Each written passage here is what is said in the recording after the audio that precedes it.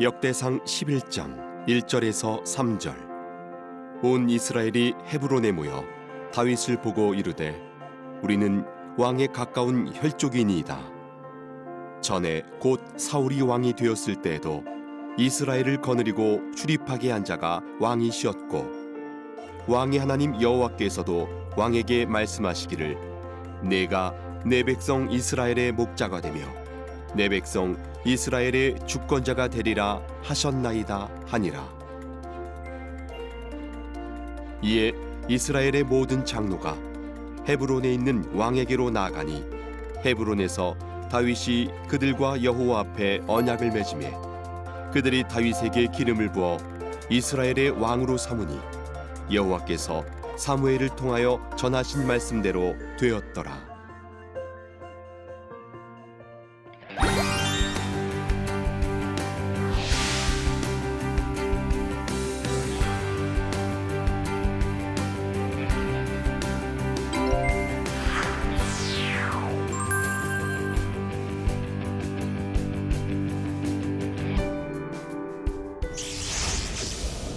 안녕하세요.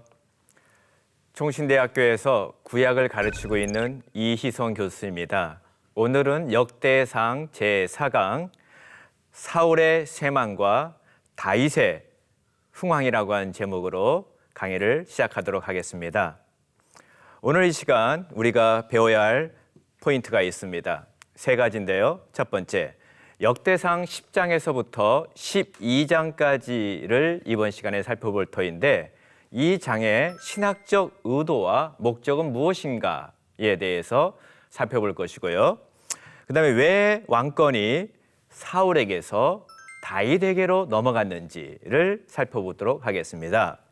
그 다음에 다윗이 왕이 되었을 때 그를 도왔던 수많은 용사들이 나옵니다.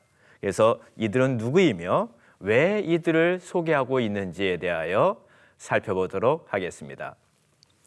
자, 역대상 10장에서부터 12장까지의 신학적 의도를 살펴보기 위해서는요, 이 전체 역대상 초반부의 구조를 우리가 좀 이해할 필요가 있습니다.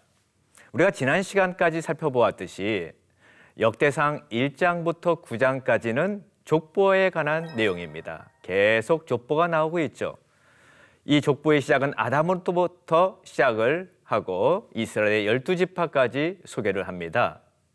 그 다음에 이스라엘의 역사를 우리가 살펴봤을 때에 그 다음에 반드시 출애굽이 나와야 되고 가나안 정복이 나와야 되고 약속의 땅으로 가는 여정들이 소개돼야 할 것입니다. 그런데 이러한 내용들이 다 빠져버린 것입니다. 왜 역대기 저자는 족보 다음에 이러한 약속의 땅으로 들어가고 출애굽에서 출애굽하고 이러한 과정 다 빼었을까요? 다 이유가 있습니다. 역대기 저자의 목적은 이미 약속의 땅에 들어온 백성들에게 어떻게 이 땅에서 살아가야 되고 이 땅에서 어떻게 하나님의 왕권을 유지하고 왕국을 유지할 것인가에 대한 관심사가 크기 때문에 그런 것입니다.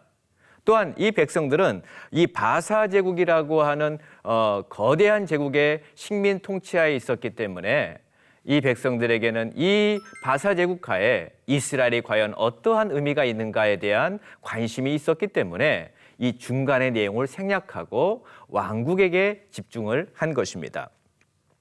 그리고 역대상 10장에서부터 12장까지는요, 사무엘서에서 나오는 내용과 비교해 봤을 때에 많은 내용이 생략이 됩니다. 사울의 여러 가지 이야기들, 다윗의 여러 가지 이야기들이 생략이 되고 오직 왕국의 관점으로만 딱 부각시킵니다. 즉 사울의 왕국은 이랬고 다윗의 왕국은 이랬다라고 하는 두 왕국에 초점을 맞추어서 제시를 하고 있는 것이죠. 그 다음에 이 왕국이 하나님의 손에 있다라고 하는 것을 제시하기 위하여 10장에서부터 12장은 우리에게 주어진 것입니다. 자, 먼저 10장의 처음 내용이 뭘까요? 처음 내용은 사울왕에 대해서 소개합니다. 그런데 이 사울의 모든 인생의 스토리를 다 잘라버리고 소개하지 않습니다. 오직 뭐만 소개한지 아십니까? 사울이 죽어가는 모습을 소개합니다. 사울의 가문에 종말들을 소개하고 있죠. 그래서 이 블레셋과의 전투에서 사울 왕이 싸우는데 이스라엘이 큰 참패를 하게 됩니다. 그래서 도망치는 이스라엘 군대 1절에서부터 7절, 1절과 7절은 이 블레셋과의 전투에서 도망치는 이스라엘의 모습을 소개하고 있죠. 그 다음에 5절에서부터 7절까지는 사울 집안의 죽음과 몰락, 특별히 사울의 죽음에 대해서 소개하고 있습니다. 여러분, 사울이 어떻게 죽었죠? 사울은 자살을 선택했습니다. 자기의 칼 위에 엎드려드린 거죠. 여러분, 성경을 보면 자살한 인물이 3명이 나옵니다. 아히도벨이 자살했고요. 그 다음에 시므리 왕, 그 다음에 신약에서는 가룟 유다, 이 3명의 인물들이 성경에서 자살한 인물로 소개됩니다. 여기에 추가하여 사울 왕이 자살을 했습니다.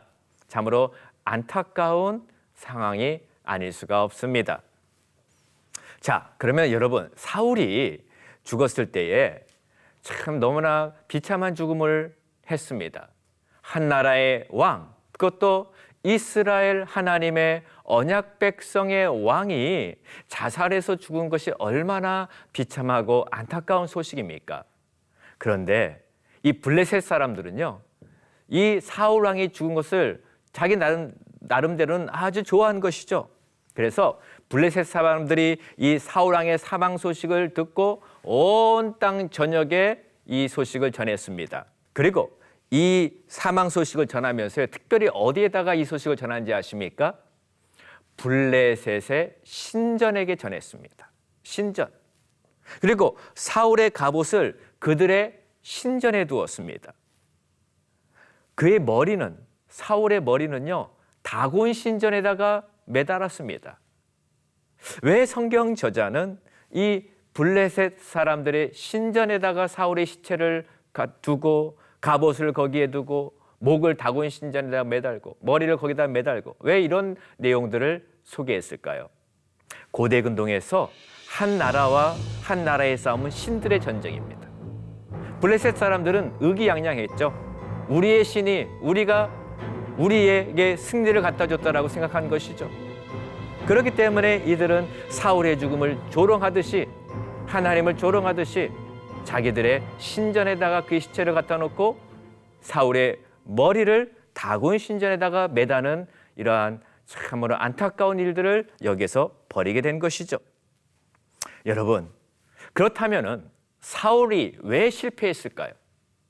성경 저자는, 역대기 저자는 사울의 실패, 그의 죽음을 소개하면서 실패의 원인에 대한 것들을 3가지로 분석해주고 있습니다. 먼저 사울의 죽음을 언급한 본문이 역대상 10장 13절에서부터 14절까지의 말씀입니다. 우리 다 같이 한번 읽어보겠습니다. 사울이 죽은 것은 여호와께 범죄하였기 때문이라. 그가 여호와의 말씀을 지키지 아니하고 또 신접한 자에게 가르치기를 청하고 여호와께 묻지 아니하였으므로라고 기록이 되어 있습니다. 역대기 저자는 사울의 실패 이유를 다음과 같이 3가지로 소개합니다. 첫 번째, 여호와께 범죄하였다는 것입니다. 이 범죄라고 했을 때 히브리어가 마알인데요. 이 마알이라고 한 단어를 사용했는데 이 단어가 역대상 5장 25절에서 26절에 이스라엘의 범죄를 소개할 때 사용되었던 단어입니다. 즉, 사울은 하나님께 범죄하였기 때문에 하나님께서 그를 버리신 것입니다. 사울은요, 어떻게 보면 포로된 이스라엘의 자화상입니다. 자화상. 이스라엘이 왜 포로로 끌려갔죠? 하나님께 범죄하였기 때문에 그렇습니다. 그렇기 때문에 실패한 첫 번째 이유를 역대기 기자가 기록하면서 사울은 하나님께 죄를 범하였기 때문에 그의 왕국이 몰락했다라고 하는 것을 소개하면서 이스라엘 백성들이 너희들이 포로로 끌려갔던 이유도 범죄였다라는 것을 지적하고 있는 것이죠. 그리고 두 번째, 사울의 실패 원인은 여호와의 말씀을 지키지 않았기 때문이다. 하나님 말씀을 경홀히 여긴 것입니다. 하나님을 경홀히 여긴다는 것은 그의 말씀을 경홀히 여기는 것과 똑같습니다. 사울은 말씀을 지키지 않았습니다. 말씀을 가볍게 여겼습니다. 그러한 자세가 뭘로 나타났죠? 사울의 불순종으로 나타난 것입니다. 그다음에 사울의 실패 이유가 또 하나가 있습니다. 아주 중요한 건데요. 사울은요, 여호와께 묻지 않았습니다. 묻지 않았습니다. 매사에 하나님께 물어보고 하나님의 뜻을 구하며 사는 것이 이스라엘 왕의 중요한 자질이었습니다. 왜? 이스라엘은 신정국가였습니다. 신정주의 국가였습니다. 하나님의 왕이 되는 국가였기 때문에 그의 왕들은 하나님의 왕되심을 알고 하나님의 통치를 받고 하나님의 뜻을 구하면서 통치를 해야 됐죠. 그런데 사울은 결정적으로 큰 문제가 하나님께 묻지 아니하였습니다. 그래서 이 13절에 사울의 실패의 원인을 여호와께 묻지 아니하였다는 것을 명확하게 제시를 하고요. 나중에 다윗을 소개할 때는 다윗은 여호와께 물어보는 자였다라고 하는 것을 나중에 언급을 하고 있습니다. 이 세 가지. 왕국의 실패 이유, 범죄하였다. 두 번째, 말씀을 지키지 아니하였다.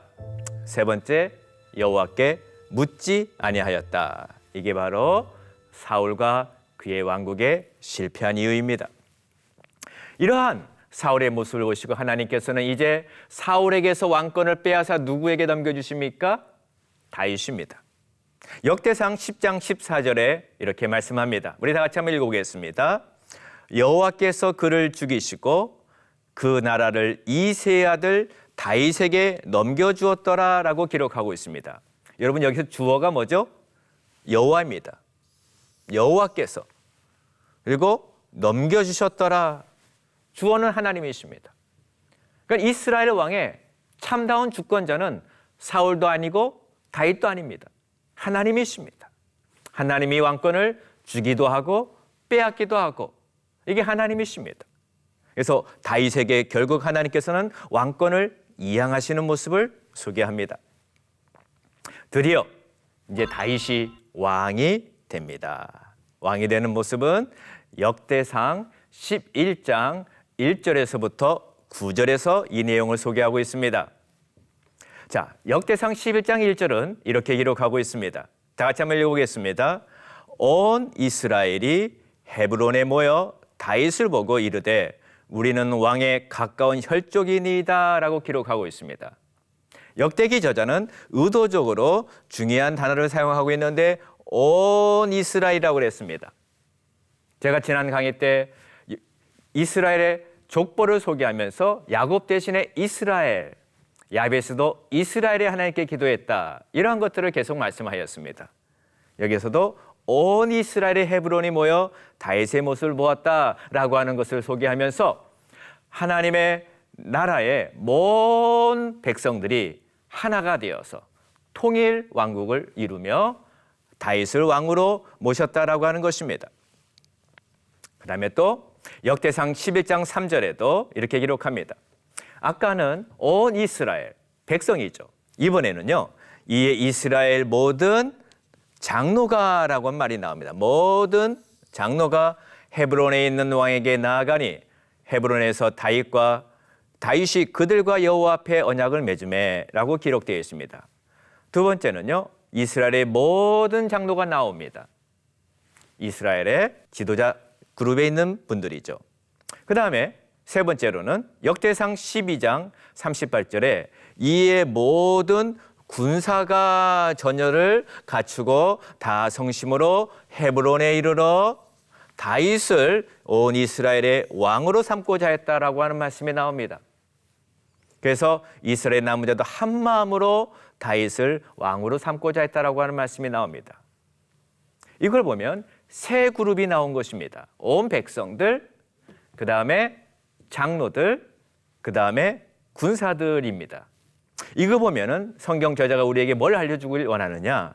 온 이스라엘 백성이 일반 백성으로부터 군사 또한 장로의 지도자들이 하나가 되어서 하나님이 세운 왕권을 축하하고 그 왕권을 인정하고 그 왕권에 대해서 칭송하고 즐겨했다는 것입니다.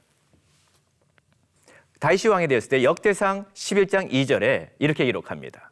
전에 곧 사울이 왕이 되었을 때도 이스라엘 거느리고 출입한 자가 왕이시었고, 이 다음에 왕의 하나님 여호와께서 또 왕에게 말씀하시기를 내가 내 백성 이스라엘의 목자가 되며 내 백성 이스라엘의 주권자가 되리라 라고 하는 말씀이 있습니다.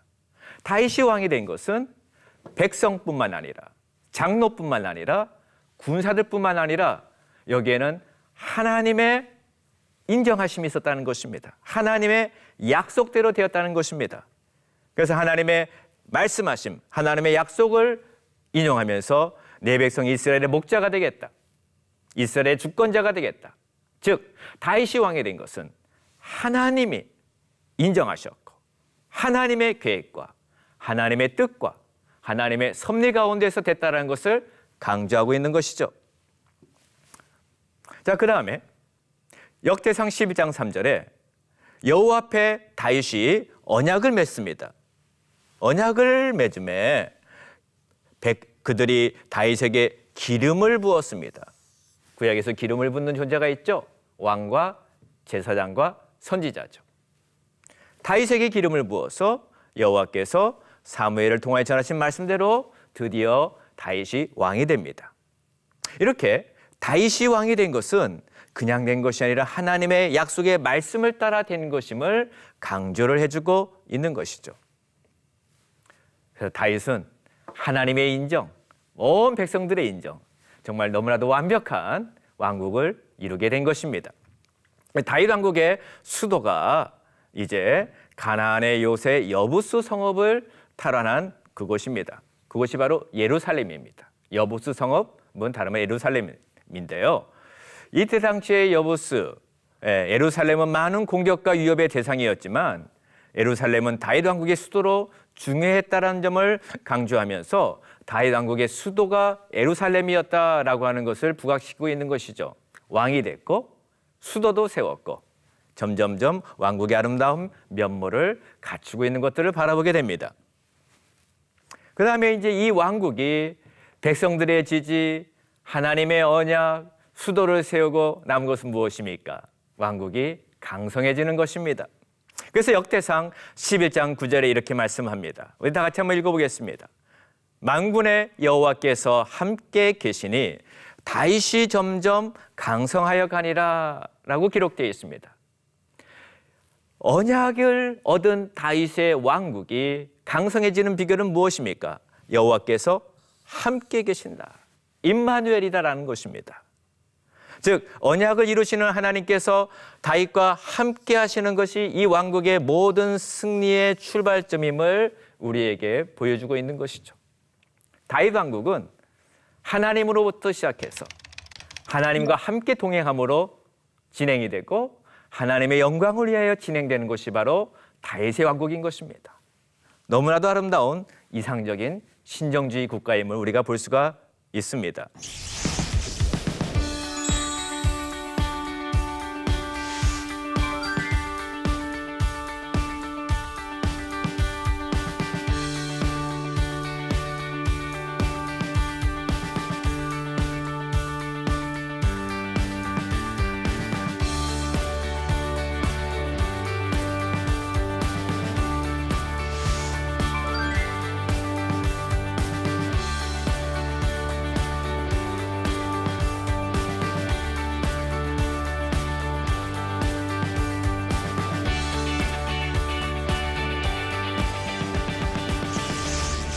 자, 이렇게 다윗의 왕국이 아름답게 세워집니다.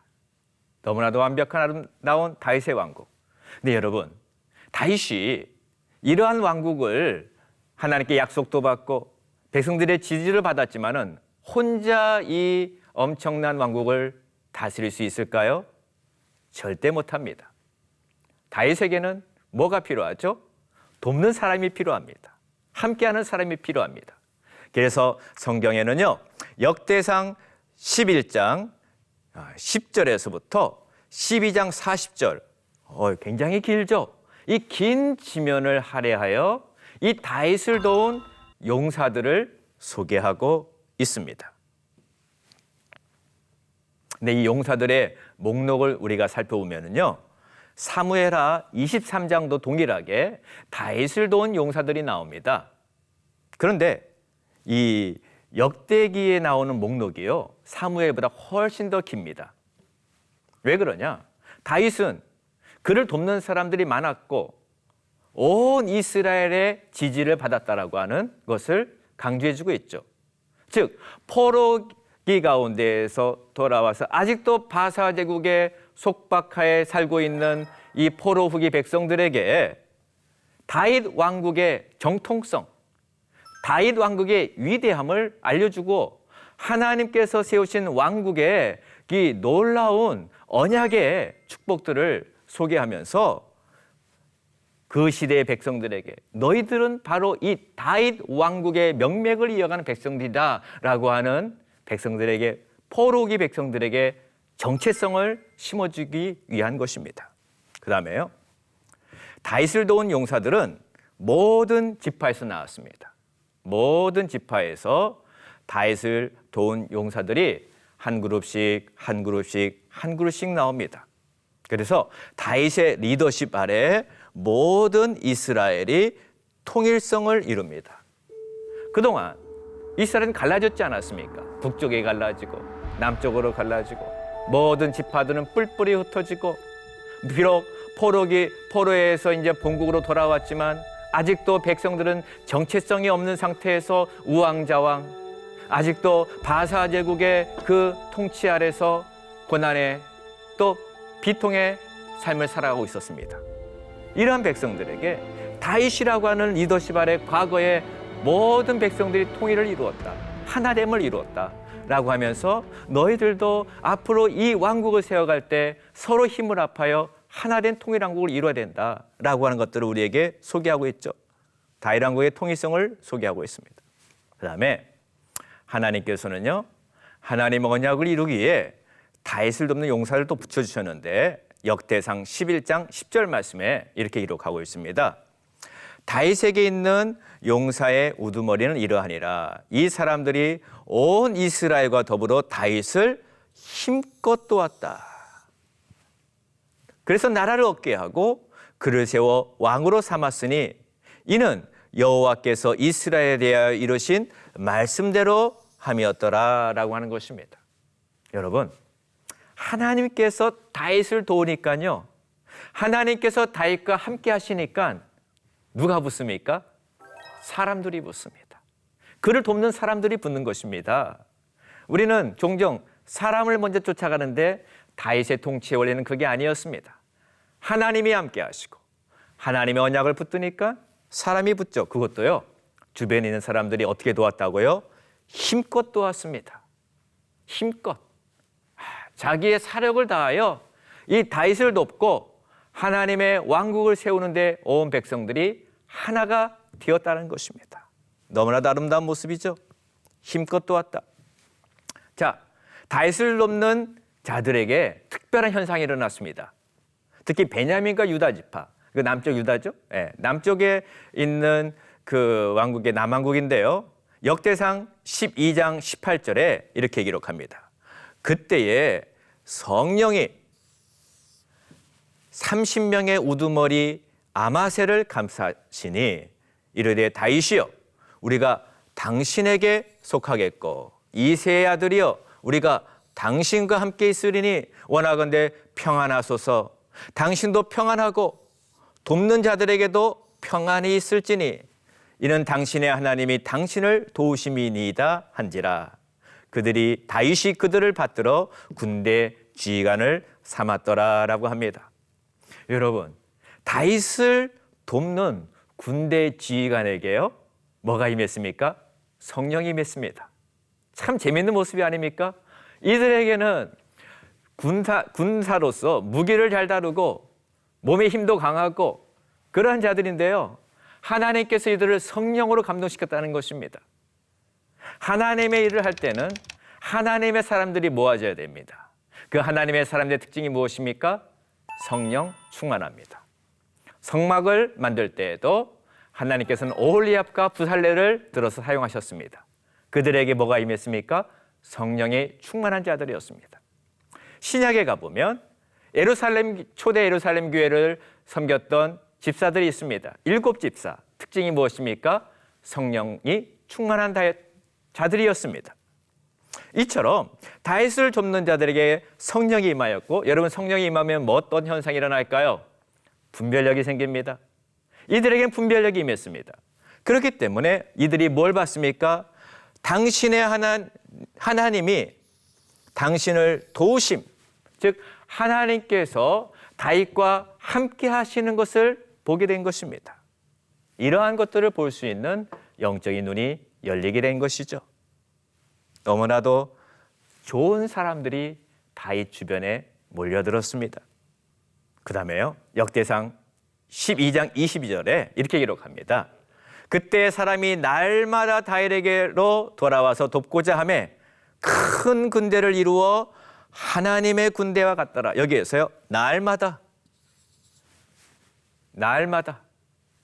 사람이 넘치는 거예요. 차고 넘치는 거예요.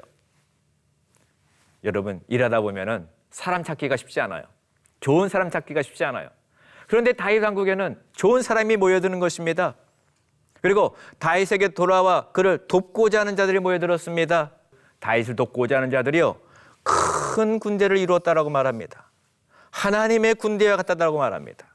한 사람 한 사람 성령 충만하고 다윗을 도우려고 하고 하나님의 언약을 볼 수 있는 눈들을 가진 자들이 다 모여서 하나님의 군대를 이루는 모습을 소개하고 있습니다. 다윗을 돕는 자들의 특징이 무엇인지 아십니까? 적극적으로 다윗을 도와주려고 했습니다. 마음의 자세가 준비됐죠. 그 다음에 이들은요, 마음뿐만 아니라 실력이 있었습니다. 싸움을 잘하는 용사들이었습니다.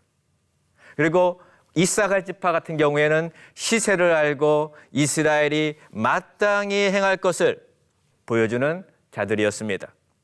싸움을 잘한 자들이 모여들었습니다. 참, 다윗은 하나님이 함께 하시니까 인복이 있는 것 같습니다. 역대상 12장 38절에는 이렇게 기록하고 있습니다. 이 모든 군사가 전열을 갖추고 성심으로 헤브론에 이르러 다윗을 온 이스라엘 왕으로 삼고자 하고 또 이스라엘의 남은 자도 다 한 마음으로 다윗을 왕으로 삼고자 하였다라고 나옵니다. 한 마음. 그 역대상하를 읽어보면 한 마음이라는 말들이 많이 나옵니다. 마음에 대한 말들이 많이 나옵니다. 한 마음 공동체를 이룬 것입니다. 이 한 마음 공동체가요, 이 삼각형 구조로 봤을 때 하나님, 다윗, 백성이 한 공동체가 된 것입니다. 그렇기 때문에 이 나라는 얼마나 강력한 나라가 되었겠습니까? 한 마음 공동체, 분열이 없는 공동체, 아주 이상적인 공동체죠. 자, 강의를 마무리하면서 우리의 삶에 적용한 점들을 한번 살펴보도록 하겠습니다. 첫 번째, 우리 성도들, 우리 사역자들도 마찬가지입니다. 죄를 멀리하고 말씀에 순종하는 삶을 살기에 힘쓰는가 늘 점검해야 됩니다. 하나님께서 사울을 왕으로 삼으셨지만 그에게 사명을 주셨고 왕권을 주셨지만 불순종하고 범죄했을 때는 하나님께서 그 왕권을 빼앗아 가십니다. 하나님은 주시기도 하시고 빼앗기도 하십니다. 그런데 그 하나님께서 뭘 기준으로 하냐? 죄입니다. 순종하면 은혜를 주시고 불순종하며 죄를 범하면 하나님께서는 빼앗기도 하십니다. 그럼 우리는 매일 삶 속에서 내가 하나님의 말씀에 순종하고 뜻에 순종하는가를 점검해야 될 필요가 있는 것입니다.